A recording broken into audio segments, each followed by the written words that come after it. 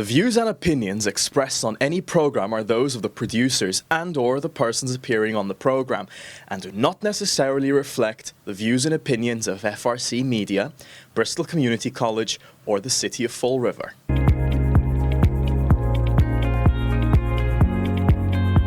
It is Wednesday. Thank you for joining us here in FRC Media. And just about every Wednesday, we spend a few moments with the Mayor of the City of Fall River, Mayor Paul Coogan, who joins us from Government Center. Mayor, how are you this week? I'm doing great, Keith. How about you? Good. I actually want to start with sort of an update on the Route 79 Davol Street project. When we're finished with our interview, you're going to be taking part in a public hearing.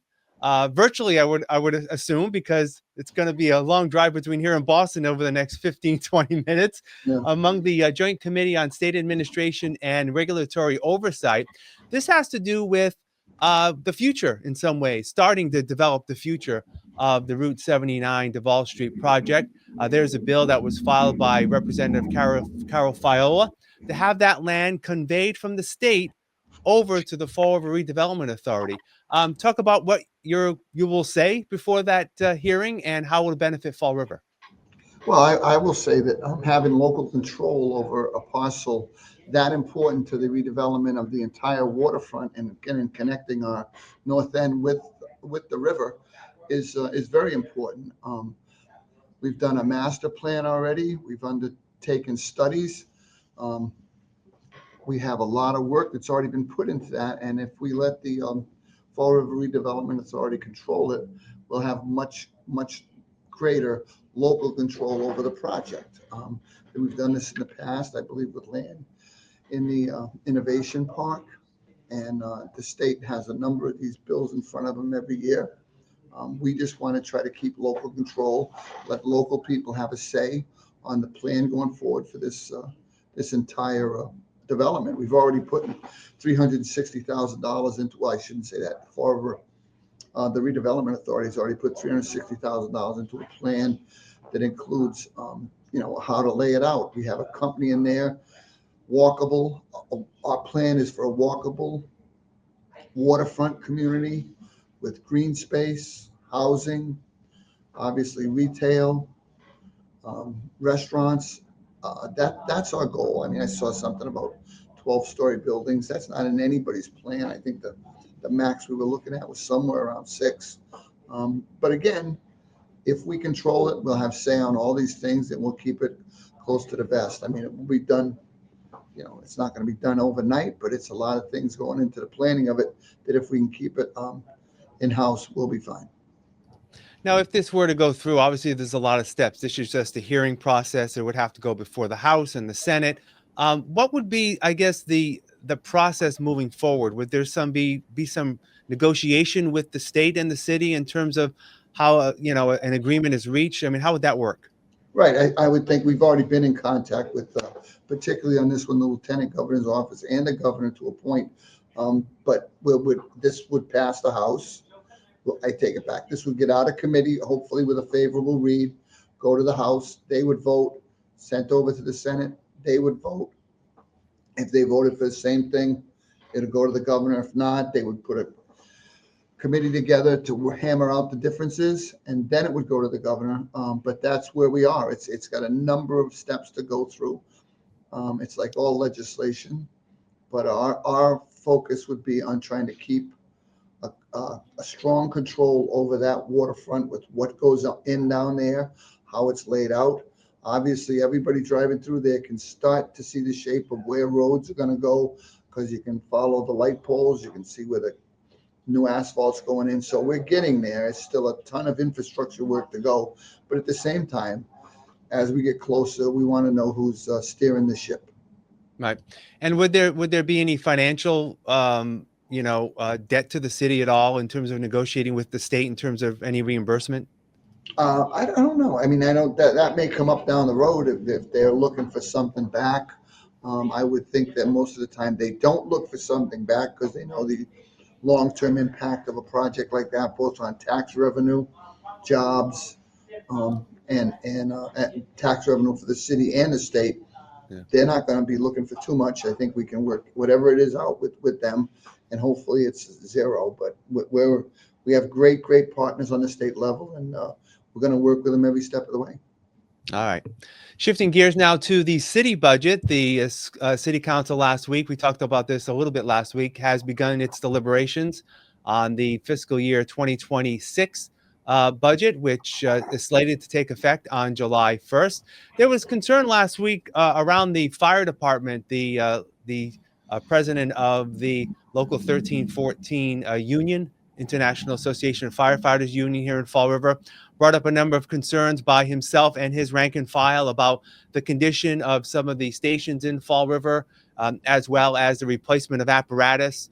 He feels not done on a regular schedule. Some city councilors were also concerned to hear about what was going on there, mentioning that they may not approve the fire department budget. What have you heard? What has the city done? And are there concerns about this moving forward? Well, I mean, there was a couple of issues that came up related to the budget, saying that there was a cut. Now, in my conversations with Chief Bacon and with the finance people, the actual cut was that EMS funds, I think 5 firefighters that work with them on the rescue trucks or on Rescue One. So that comes out of the EMS budget. That money was being carried still in the fire budget, so that was taken out. But those 5 firemen, nobody lost a dollar, no one lost a penny. They're still being paid for, as they have been for the last few years, by EMS. But that budget line item in fire would show a reduction because we're not obviously double paying people. The other cut was in the number of buyouts this year because of people that are retiring. The chief had told us that was down. So I think we had 600,000 in there last year. I think it went down to 400 plus. Those were the 2 areas where there were reductions. Now, in many areas in their budget, there were increases. We put more money in. But overall, that was the extent of whatever they're calling cuts. No one lost a job.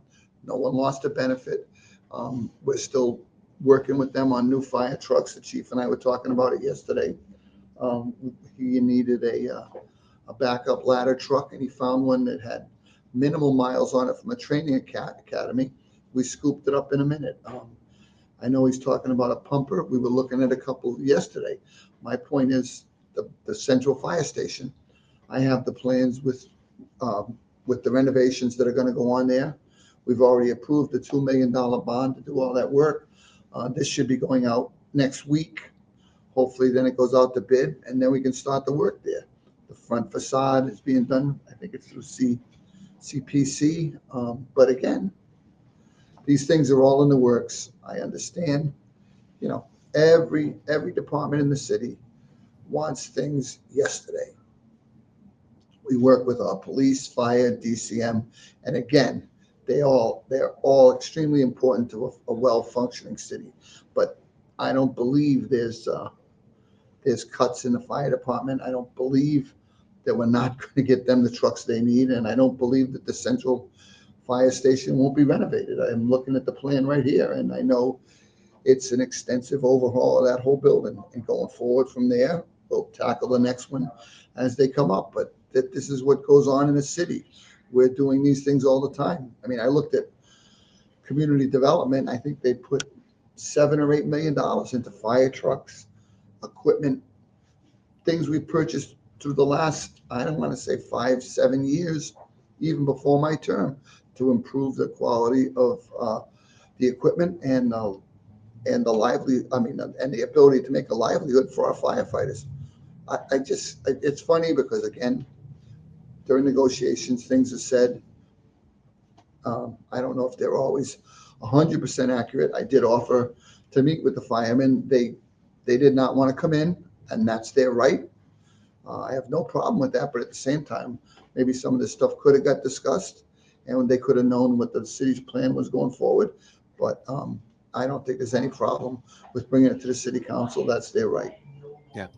One final thing about the fire department, there was talk about the chief mentioned about applying for I believe it's a federal SAFER grant to help boost the numbers in terms of active firefighters. Is that something that you'd be interested in exploring?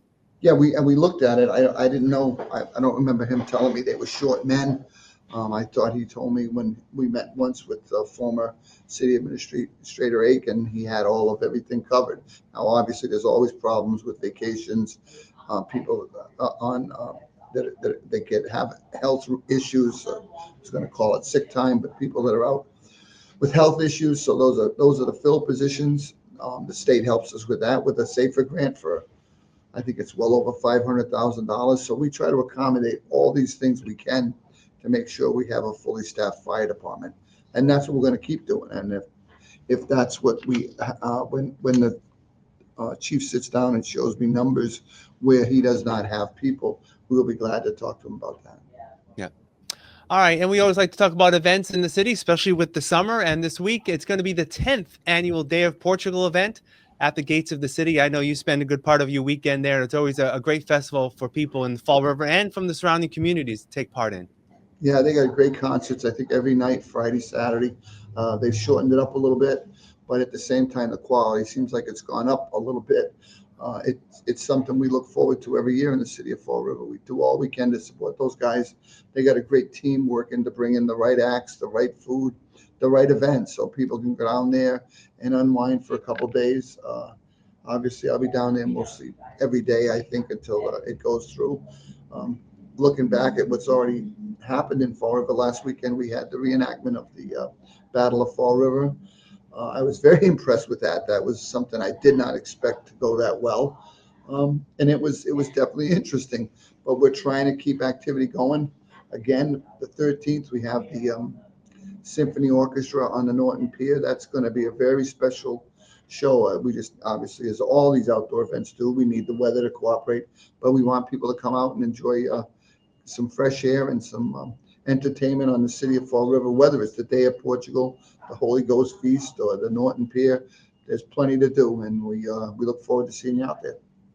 All right, Mayor, as always, thank you for your time. We'll talk again next week. Take care. Okay, thanks, Keith. All right, and thank you for joining us here at FRC Media. Have a great week.